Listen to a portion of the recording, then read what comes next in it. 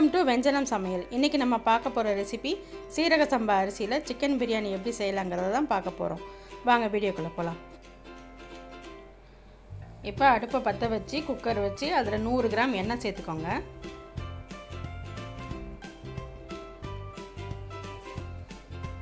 இதில் 3 ஏலக்காய், 3 லவங்கம், 2 பட்டை, 1 நட்சத்திர பூ சேர்த்துருக்கேன். இது லேசாக பொரியட்டும்.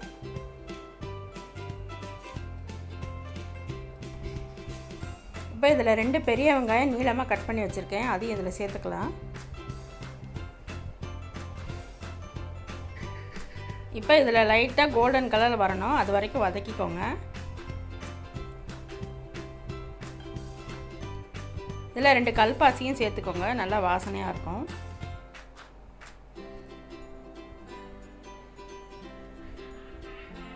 வெங்காயம் நல்லா வதங்கிடுச்சு. இப்போ இதில் 2 மீடியம் சைஸ் தக்காளி சேர்த்துக்கோங்க. தக்காளி நல்லா குழையிற அளவுக்கு வதக்கிக்கோங்க.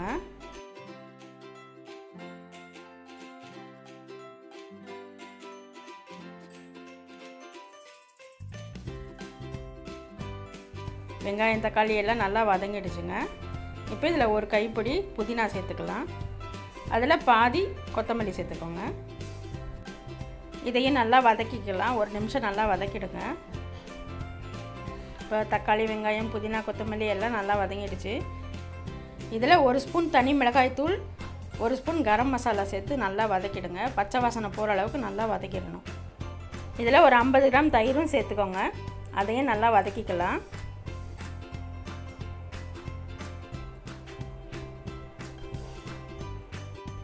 இப்போ எல்லாம் நல்லா வதக்கி எடுத்தாச்சு. இதில் 2 ஸ்பூன் இஞ்சி பூண்டு பேஸ்ட்டு சேர்த்துக்கோங்க. நான் தனித்தனியாக அரைச்சி சேர்த்துருக்கேன். இதையும் நல்லா பச்சை வாசனை போகிற அளவுக்கு நல்லா வதக்கிக்கோங்க. எப்போவுமே நான் சொல்கிறது தான், லாஸ்ட்டாக சேர்த்து வதக்குனீங்கன்னா ஒட்டாமல் வரும்.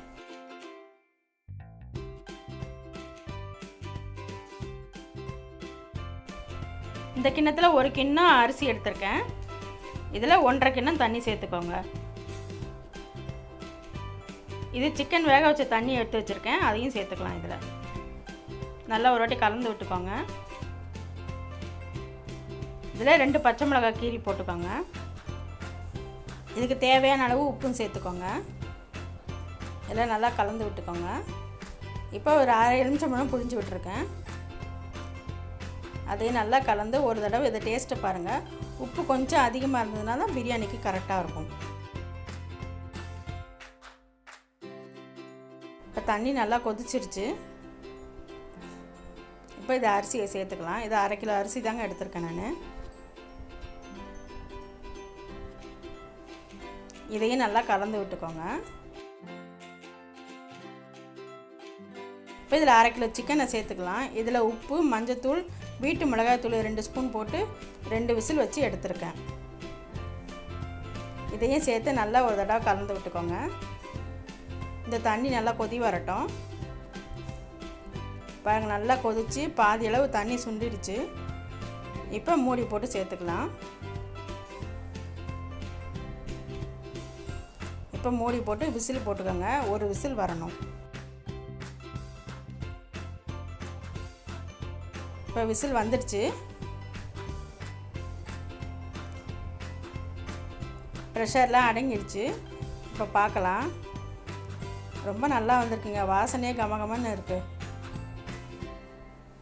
ரொம்ப சூப்பராக வந்திருக்கு. பாருங்கள், நல்லா உதிரியாகவும் இருக்குது. பாஸ்மதி அரிசியை விட சீரக சம்பா அரிசியில் நீங்கள் செஞ்சிங்கன்னா அசல் அந்த பிரியாணி வாசனை ரொம்ப சூப்பராக இருக்குங்க. நீங்கள் ஊர் பக்கம்லாம் போனீங்கன்னா, விருதுநகர் சைடில் போனீங்கன்னா, அந்த ஹோட்டலில் கிராஸ் பண்ணும்போதே நமக்கு அந்த வாசனை பயங்கரமாக இருக்கும். அந்த மாதிரி இருக்குங்க. சுவையான மணமான சீரக சம்பா அரிசி சிக்கன் பிரியாணி ரெடி. இந்த ரெசிபி உங்களுக்கு பிடிச்சிருந்ததுன்னா லைக் பண்ணுங்கள், ஷேர் பண்ணுங்கள், கமெண்ட் பண்ணுங்கள், அண்ட் சப்ஸ்கிரைப் பண்ணுங்கள். கூடவே பெல் பட்டனையும் அழுத்துங்க. தேங்க்யூ.